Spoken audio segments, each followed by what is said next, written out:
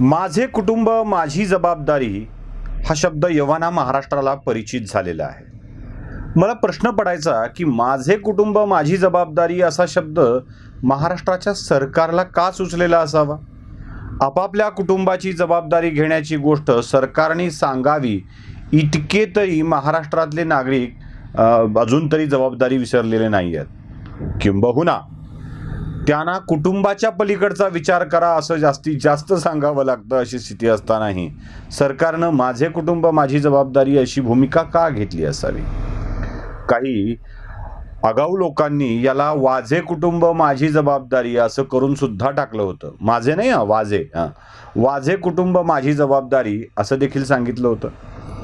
पण या वाक्याचा स्रोत, या वाक्याची आवश्यकता का पडली याचा विचार करत असताना जे काही लक्षात आलं ते तुमच्या समोर मांडणार आहे. याला जस्ट एंटरटेनमेंट म्हणून समजा, माहिती म्हणून समजा, ॲनालिसिस म्हणून समजा, काय समजायचं ते समजा.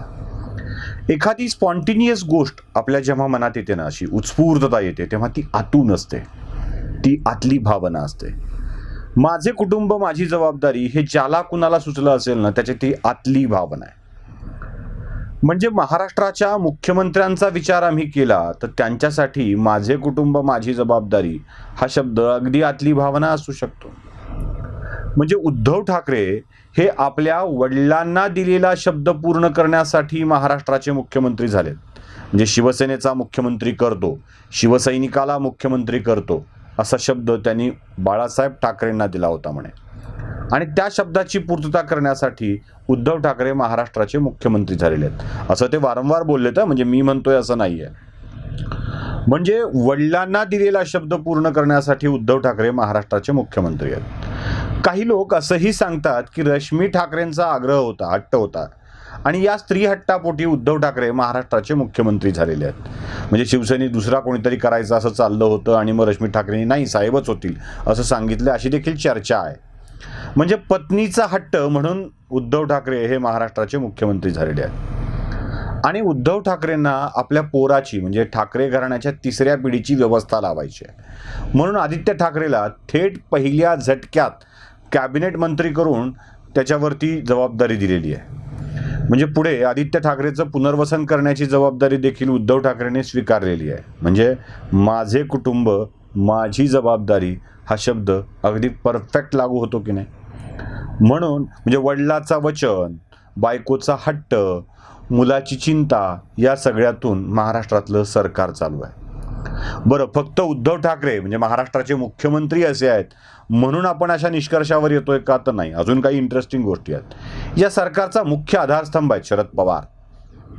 शरद पवारांची काय स्थिती आहे. शरद पवार हे स्वतः यासाठी या सरकारमध्ये सामील झाले की त्यांना सुप्रिया सुळेंच्या भवितव्याची चिंता आहे.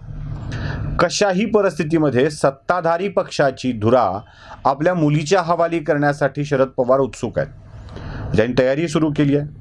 जेव्हा जेव्हा मंत्र्यांच्या आढावा बैठका होतात त्या आढावा बैठकांच्यामध्ये सुप्रिया सुळे उपस्थित असतात. म्हणजे आता सत्तेची डोर शरद पवारांच्याकडून सुप्रिया सुळेंच्याकडे जाते आहे हा मेसेज आपसूक राष्ट्रवादी काँग्रेस पक्षामध्ये दिला जातो आहे.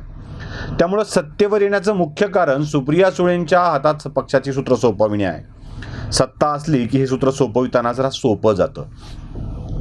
लाभासाठी आलेली माणसं हे सगळं एक्सेप्ट करतात. बरं, फक्त सुप्रिया सुळे आहे का, तर मुलीच्या भवितव्याची व्यवस्था, पुतण्याचं भवितव्य मोठं होत असल्याची चिंता, म्हणजे दादांना कंट्रोल करणं आवश्यक आहे, म्हणजे ही चिंता, अधिक सोबतच दुसऱ्या नातवाच्या भविष्याची व्यवस्था. म्हणजे मी कर्जत जामखेडचे आमदार रोहित पवार यांच्याविषयी बोलतोय, पार्थ पवारांच्या विषयी नाही, रोहित पवारांच्या विषयी बोलतोय. माझे कुटुंब माझी जबाबदारी हे सूत्र इथंही लागू पडतं.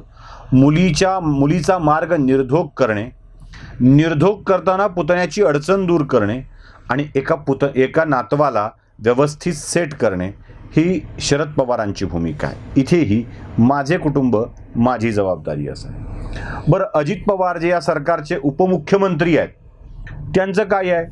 त्यांना पार्थ पवारच्या भविष्याची चिंता आहे.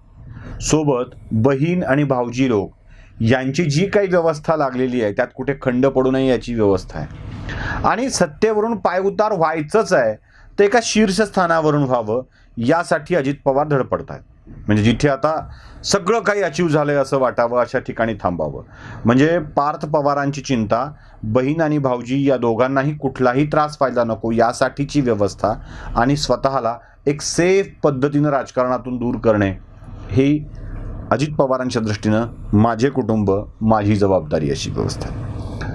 अमित देशमुख म्हणजे माजी मुख्यमंत्र्यांचे चिरंजीव या सरकारमध्ये काँग्रेसचे मंत्री म्हणून सहभागी आहेत. त्यांचं काय चाललंय?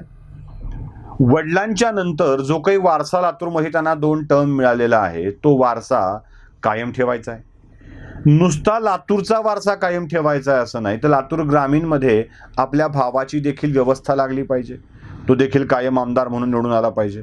पुढे भविष्यात कधी ज्येष्ठ आमदार, माजी मंत्री यातली काही बिरुदं लागली पाहिजेत.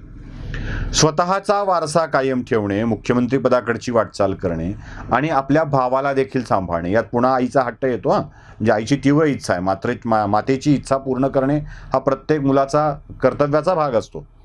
म्हणून ते आपले भाऊ, आई, स्वतःचं राजकारण यासाठी या महाविकास आघाडीमध्ये टिकून आहेत. इथेही माझे कुटुंब माझी जबाबदारी असाच भाग आहे. नवाब मलिक जे मागच्या काही दिवसापासून खूप चर्चेमध्ये आहेत. नवाब मलिकांना कशाची चिंता आहे?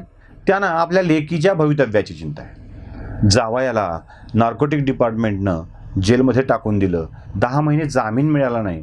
अशा स्थितीत जावई निष्कलंक सिद्ध करणे आणि मुलीची चिंता मिटवणे हे नवाब मलिकांच्या समोरचं लक्ष आहे, हे ध्येय आहे. तिथेही त्यांची ती जबाबदारी आहे.